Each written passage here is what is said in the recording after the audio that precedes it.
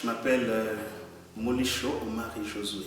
Je suis celui qui a écrit le film Conflit.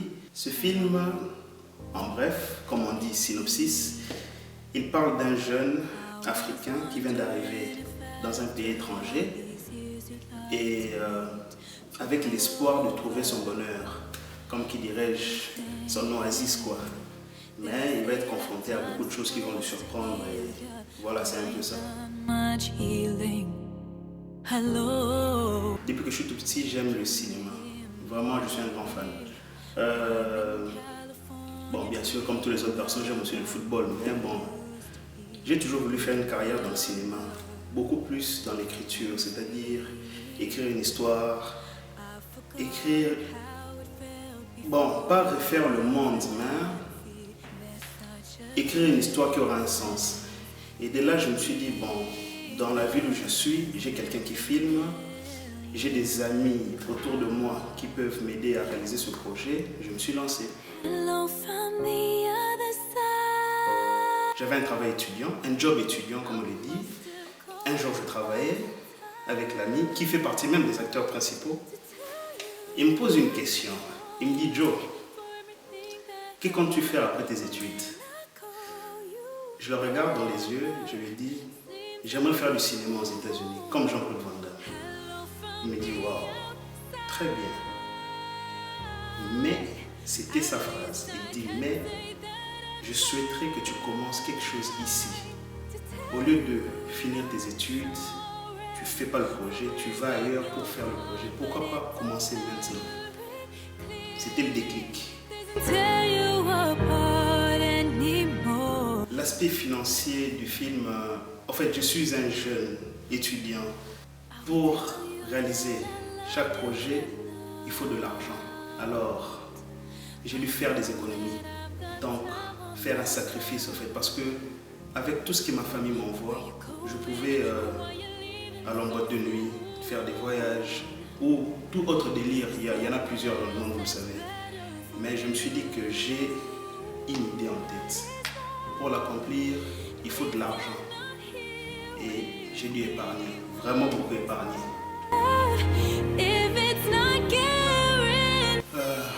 Les difficultés pour la réalisation du film. D'abord, réunir les acteurs. Vous savez, c'est pas en toquant à la porte de quelqu'un, lui disant « Hey, j'ai un projet », il vient, il s'habille, il dit directement « Allons-y ». C'est pas facile. Donc, j'ai dû parler de mon projet à chaque acteur concerné en essayant de les convaincre pour qu'ils puissent adhérer à mon idée et pour que nous puissions faire route ensemble. Donc, c'était pas facile, mais à noter qu'on est tous dans des universités différentes. Chacun a son emploi du temps. Et tu es étudiant, tu as des cours, tu as des examens. Et un ami vient frapper à ta porte et disant qu'il veut te mettre dans un projet d'un film. J'ai su les convaincre à adhérer à mon projet pour qu'on fasse route ensemble. 4. Je sais, tu transpires déjà maintenant. Après avoir réuni les acteurs, on devait s'asseoir tous autour d'une même table pour répéter. Parce que c'est un film. Dans un film, il y a des personnages. Il faut que chaque personne entre dans la peau du personnage et pour ça, il faut répéter. Donc on a passé 2 mois de répétition. Intégrer un personnage, devenir une autre personne. Je veux dire, à Hollywood, il y a des gens qui font, je crois, 6 mois, 1 année peut-être pour ça. On a répété pendant 2 mois. Il fallait que le tournage commence. Et ça, c'est le pire. Pour info, étudiant étranger, dans un pays où la langue n'est ni le français, ni l'anglais, ni même l'espagnol, vous verrez une phrase typique du film. Il arrivait des scènes où tu pouvais faire 10 minutes à cause du retard, à cause...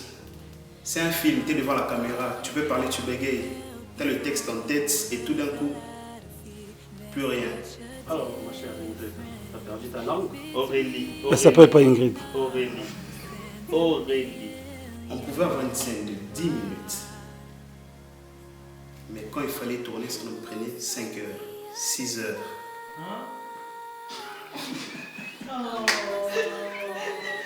Tu peux pas finir.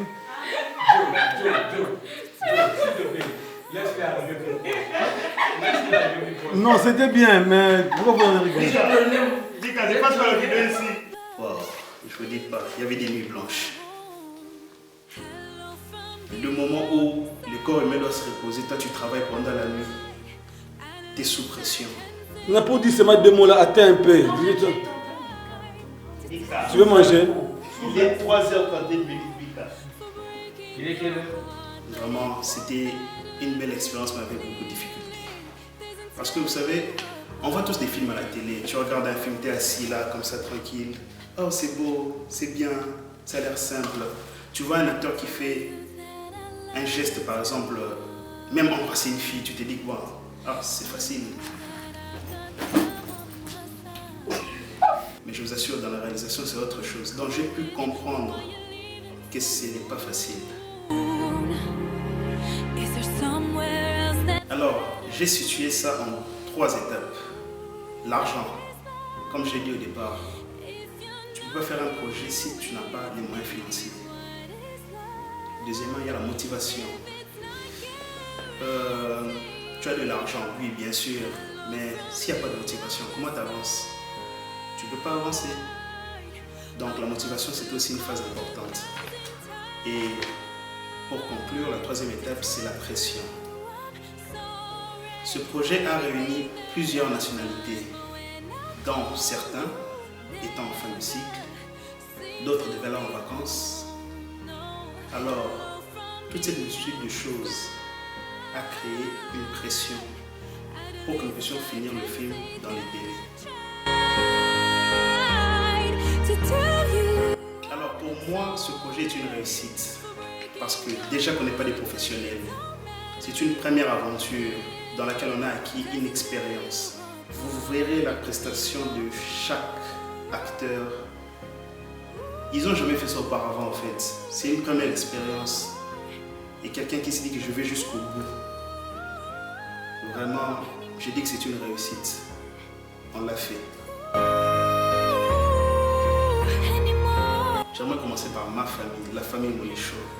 Mon père, ma mère, mon frère. J'aimerais tous les remercier parce que si je suis ce que je suis aujourd'hui, c'est grâce à ma famille.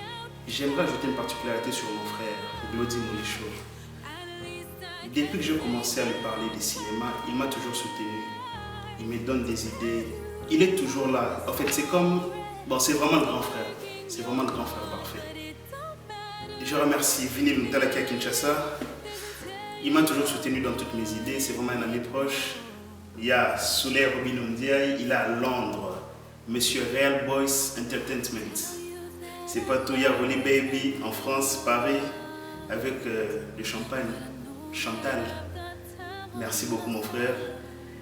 Je remercie aussi Rita Kossi, Armila Kambu.